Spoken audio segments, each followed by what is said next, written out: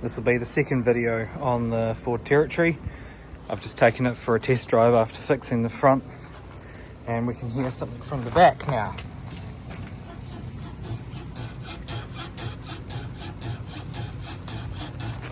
So I'm gonna jack it up again and see if I can identify where that's coming from, grease it up, see if I need to replace anything, and then it's onto the headliner.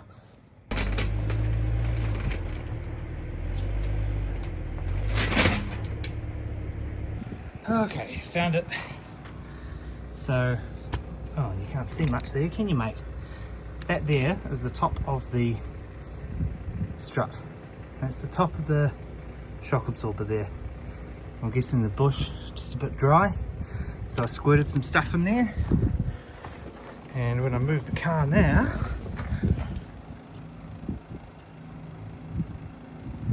I've got nothing. Inspector Tosh, tighten the handbrake while we're under there. That's pretty good, mate.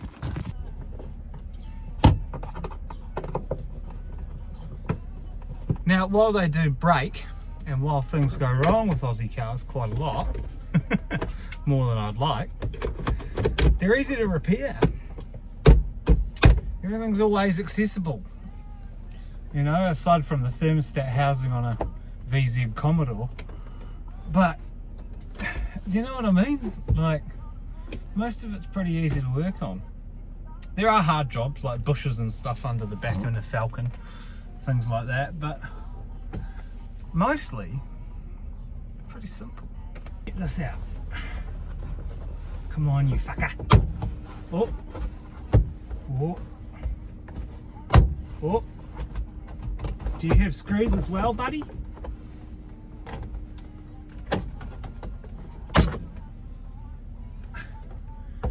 Ah, you got 3 trim clips in there, mate. Yeah. I did it without breaking it.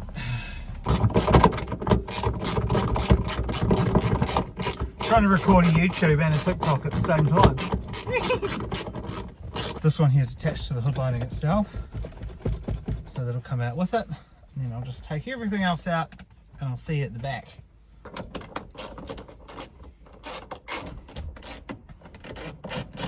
A bit rough on the gear there, mate. Just settle down.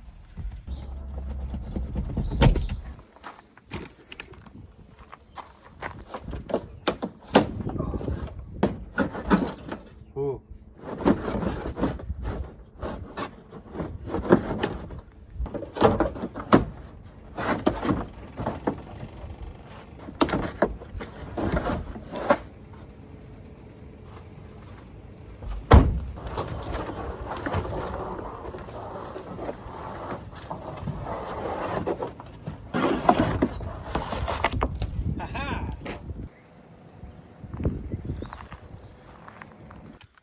Been to get some fabric from Spotlight.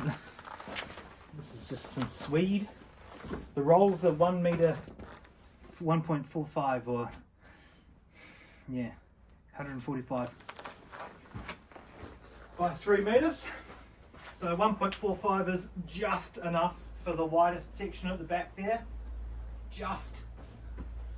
So I wouldn't go any smaller than that or stuff off. This is what's wrong with it, it just all falls off. The adhesive goes bad, I guess, over the years. And people use all sorts to stitch it back up.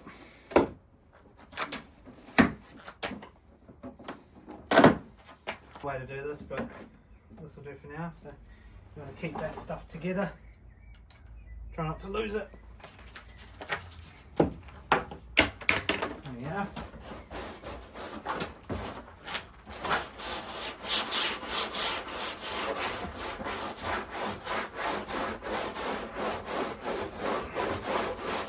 Pretty effective, eh?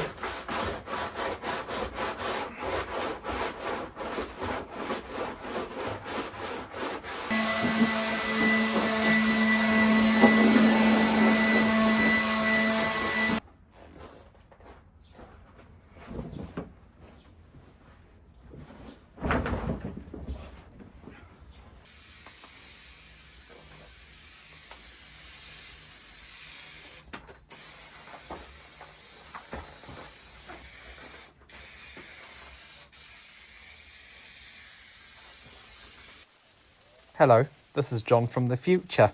Here's a couple of things to note about this headlining install that I've done. This fabric that I used is not very malleable. It's quite a strong suede, if that makes any sense. And it not being stretchy meant that the sides all creased. I couldn't quite stretch it over. It's like applying a vinyl wrap on a car. Almost like I needed to heat it up and stretch it out. Now, I am aware that there are methods to do this properly. Do your research. See if you can find a way before doing this to figure out how to get rid of the creases, because I certainly couldn't figure it out. Next time I would probably actually take the hood lining and the fabric to an auto upholsterer and have them apply it for me. I think that I will next time, actually. I'm happy with how this job turned out because obviously the hood line is not hitting me in the head while I drive. But yeah, room for improvement, eh? It's a learning curve. It's just one of those things. I did my best. But yeah, if you're going to do it yourself and not get an auto upholsterer to apply it for you, maybe try a fabric that is quite stretchy. Oh well. Catch you on the flip side.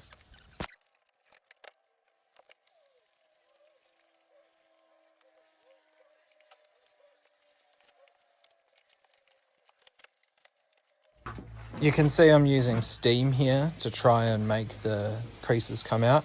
It did work to a point, but most of it just made the glue stop working. So yeah, I don't know. Alright, so I figured out why auto upholsterers are auto upholsterers, because this is not easy. Alright, I've slept on it now. Let's go and have a look and see if I'm still not happy enough. Yeah, okay. I mean, the middle looks alright, but the sides, they don't really. Do I just send it in? Ah.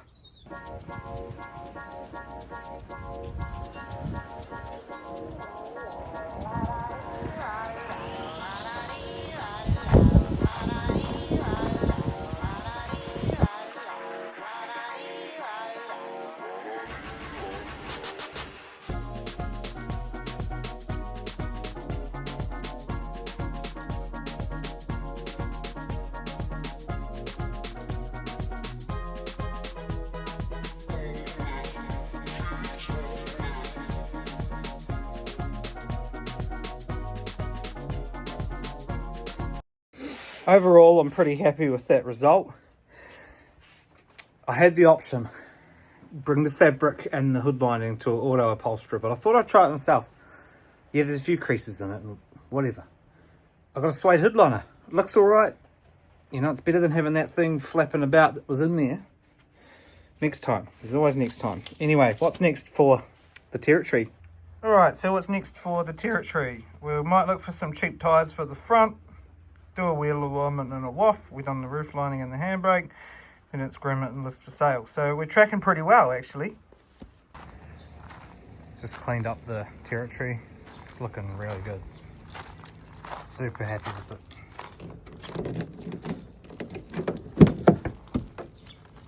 Got some new floor mats, just to finish off the inside a bit, you know what I mean?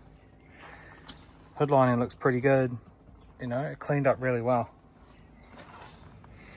Show you in the bonnet.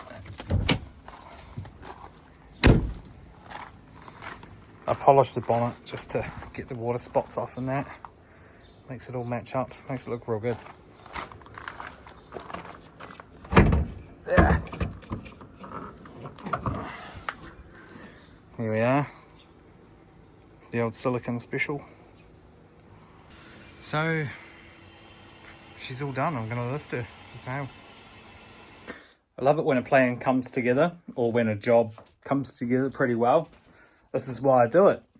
I enjoy getting something that was no good, broken, someone wasn't able to repair it, they gave up on it, and polishing it up and turning it into something that's going to be good for miles to go. You know, it was a bit of work doing the front radius arms, the lower control arm, the tie rod ends, the rack ends, the rear suspension squeaks, the hood lining, the window switches, the fuses, all that kind of stuff. It's all work, it's all time, it's all labor, and that's why the costs of repair are often so expensive because it's time. I've had the opportunity to spend heaps of time on it, and for someone paying a mechanic to do that, it costs a lot. So I'm the middleman. I'll do that, don't pay myself labour, and then flick off the car in good working order to the next person to enjoy. I don't know, something about it's quite cool. See you in the next one.